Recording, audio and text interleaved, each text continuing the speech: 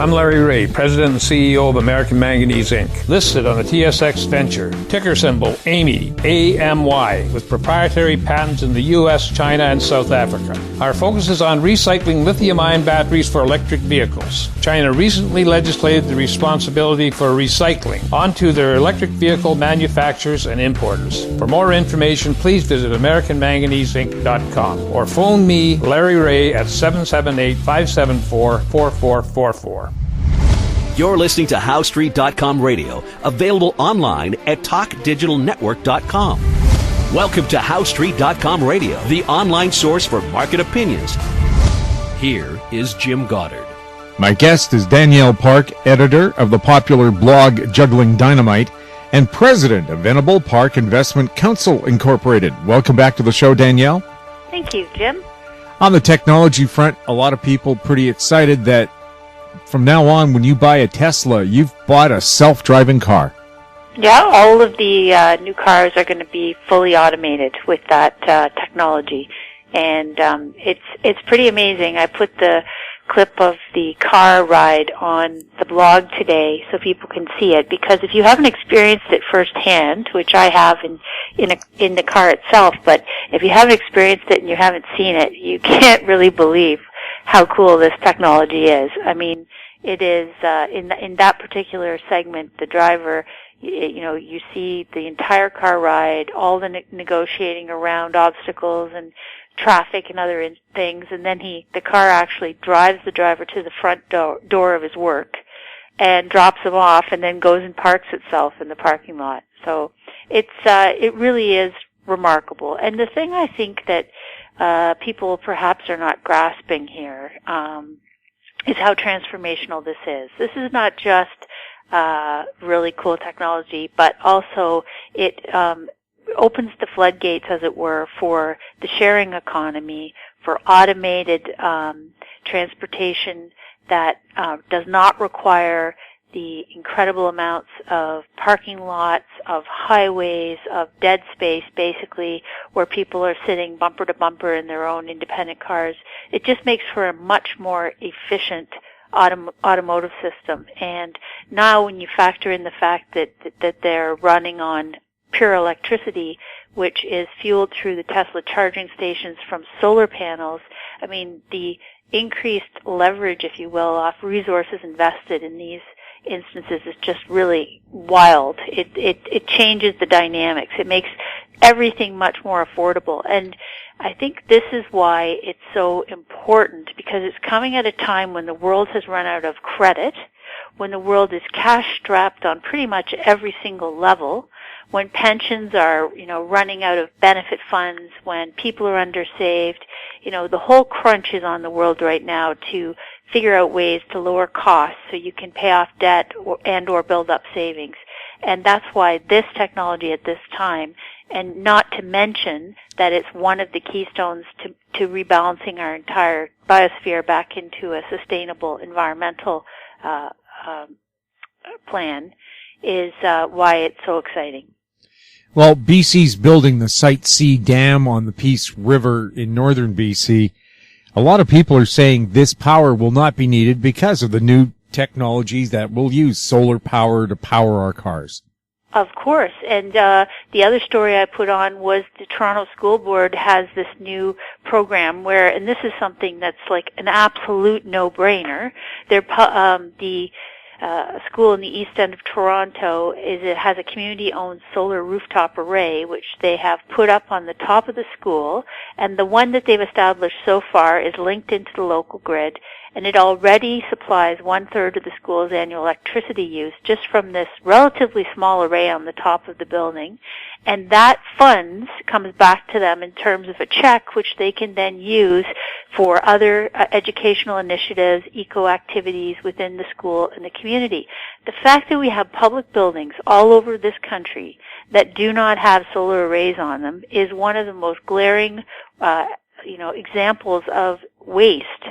And we can't afford waste anymore. Like, we are in a post-credit bubble world where every dollar counts, where liquidity is scarce, and where there's all sorts of new startups and ideas, innovation that is sort of grasping for capital. And we can that would be, you talk about shovel-ready infrastructure, fiscal stimulus.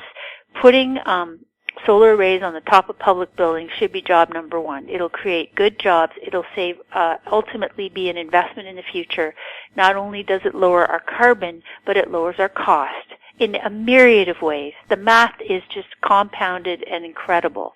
So that's exactly what we need to think about. So it's quite exciting. It's also important, and I think people miss this. I've heard many older folks, let's call ourselves, Jim, the 50-somethings plus, who have this very negative worldview on new innovation and technology. It's the true sign of a person who is old of mind, right? Regardless of the age of your body, if you have a mind that has shut down on learning new things or accepting that innovation, development, and growth is an never-ending part of being a human on the earth, and that, people will start being very negative about, the world's a mess, and, there's no hope, and that's never going to happen, and change is impossible, and no one's going to ever get off fossil fuels. And you hear this nonsense all day long, and I think what people maybe underestimate is the incredibly depressing impact that kind of nonsense has on the younger generations around you. So if you're a parent or a grandparent, and you have young people in earshot, and you're going on like that, you should be ashamed of yourself, in my view, because we have to lead, and if we're not prepared to lead, we have to at least get the hell out of the way so that innovation can push its way, kicking and screaming, into a brighter future. And it's already here. This technology is not pie in the sky. This is not Star Trek. This is today. It's here. And it's very exciting. So I just think, we have to just keep looking for the light, and there's a lot of it. And stop festering on nonsense and minutia and putting up straw men so we can debate nonsense for hours and get nowhere. We just need to accept what's here and work with it, and there's enormous possibility in it. We'll have more with Danielle Park right after the break.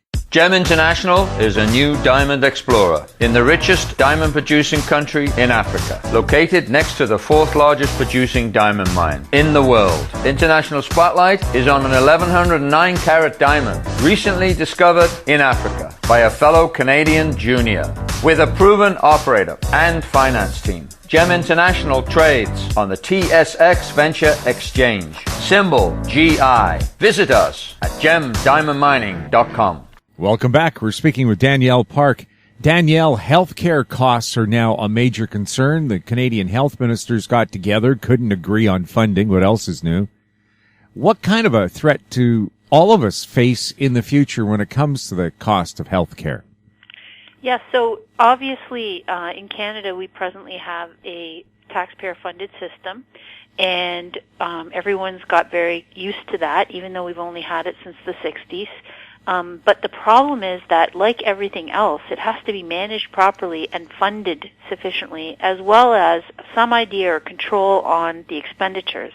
And right now we have two big problems. We have, first of all, a demographic problem, which we've seen coming for many years. I mean, David Foote was writing books about this, 30 years ago. We knew that there was the boomers moving through, and you could do a straight line graph of the age that those people would be hitting and maximizing their healthcare services. And the answer is that, once you get into your 60s, your use of that just naturally goes up a great deal. However, we have, at the moment, in the next 13 years, in just America, and the trend is very similar in Canada, there's going to be 60% more elderly people over the age of 60, than there are right now. So in just 13 years, think about that. So the demographic jump in service and expenses that's going to come into the system is really unprecedented. As I say, we've only had the current funding in place since the 60s. So we've never had this kind of a jump in population and demand. At the same time, we have this awful effect of bad diet and lifestyle eroding the health of the youth. So again, we have this massive population of young people who should be in the prime of their physical life, who are having something like 60% of them have already got, overweight, diabetes, all of the hallmarks of poor health, even before they reach the age of 20. So we've never had that before either. We've never had a generation that's been in this poor health in their youth, and the compounding effects that that's likely to have as they move through their adult years is, again, off the chart. So we do have a funding problem. We have, because we didn't put a set, like with everything else over the past 30 years, no one wanted to fund things sufficiently or save enough or allocate enough funds to the commitments that we'd made. So they've been underfunded. But at the other end, we have this healthcare crisis that's really partly, as I said, foreseeable, and partly because of the runaway food industry and the marketing machine that has sold junk to people instead of taxing the junk and making the good food more affordable.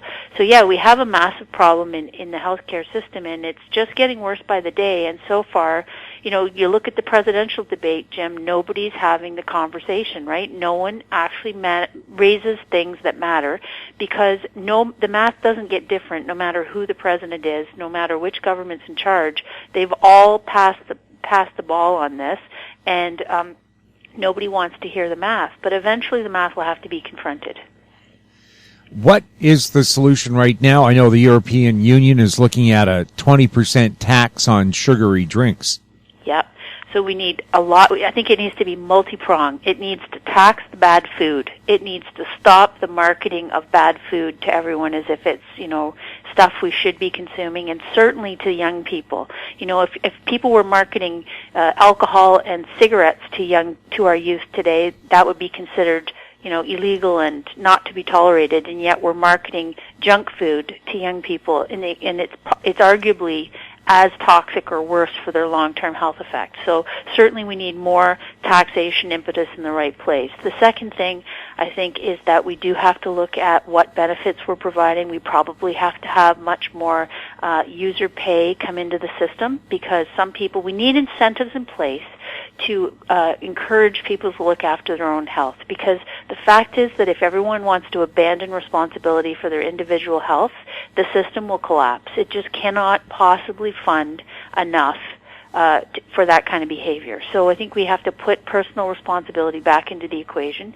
There should be user pay aspects. There should be incentives for people who are, taking proactive initiatives and maintaining above average health. And then there also has to probably be some cutbacks, because, it's the math is just what it is. If you either have to increase contributions, the same with pensions, you have to increase contributions a mammoth amount, or you have to decide you're going to reduce the benefits that are coming out the other side, and that may mean paying for less. It may mean restricting the amount of visits that people can have, that are sort of on a credit card system. There has to be sort of adjustments made, I think, both on the funding side and on the benefit side, because I think trying to adjust or make the equation work when you're just addressing one part of that is not likely to be successful. Well, I know incentives work. My wife is taking part in a health study at UBC, and if you meet your daily requirement of steps, so much aerobic activity, burn off so many calories, at the end of that there are gift certificates, and she has her eye on some kind of knife set or something that really for $30 you could buy yourself, but just that little incentive is making her hit the gym 5 days a week. There you go. So give more Pavlovian incentives to get those carrots out. Even if they're just little, shiny apples for certain accomplishments or whatever. But yeah, anything and everything, Jim, that works. But the only thing that isn't going to work is the way we've been doing it, which is head in the sand. Letting mass corporations basically prey off the apathy of the population who doesn't seem to understand anything about what they put in their mouth and how that impacts them. I think we need to do a lot more. But as I say, I am not a person who believes that we taxpayers or the system can address all wrongs by just pumping more money into something. We really have to put fiscal controls in the system, and that requires, accountability on pricing from whether it's drug manufacturers and service providers, as well as individuals, accounting for how much they're using in the system, as well as probably increasing the funding, as I said.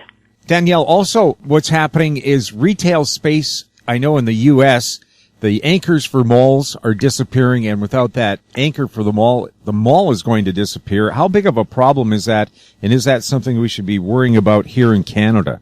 Oh, I think so. Have you noticed, certainly in Canada we're behind the U.S. in terms of the real estate cycle, partly because their collapse in '06 was so significant and their recovery since has been slow in many parts of the country. But Canada, of course, as you know, had a little pullback in '08 and then went skyward ever since in terms of the valuations, and that had a few knock-off effects. One of them was that we've had this massive outbuild of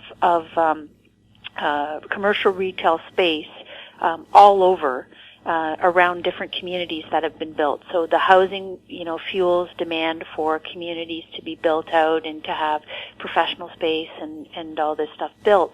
Well, of course, the consumer credit bubble burst in the rest of the world a few years ago and has been mean reverting since. In Canada, we haven't got the memo yet. Although it's happening all around us, although we've got, softening prices now in places like Vancouver, although we're at some of the highest valuations in the world, and we have all this work ahead of us to mean revert and downsize the excessive investment that's gone on in that sector over the past decade.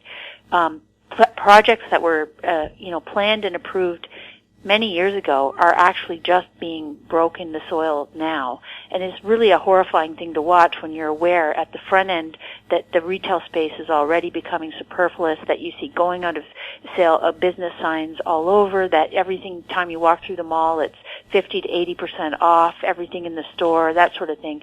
So yes, the statistics and the trends in the U.S. suggest that at least half of the bricks and mortar that's been built in the past, say, decade is going to have to be either repurposed or torn down. And I think it'll probably be a mix of both. And the same thing will happen in Canada ultimately, because when the consumer is now in a new phase, and in Canada we're lagging, as I say, but about to be, where you spend less and save more out of necessity, where you're sickened by how much stuff's in your garage and now you want to be more frugal and, the whole small house movement, all of that, you're going to be left with this sort of vacant properties everywhere. And indeed, in my town, we're getting that already, because even when the new space is being filled, old space is being left and it isn't being re-rented.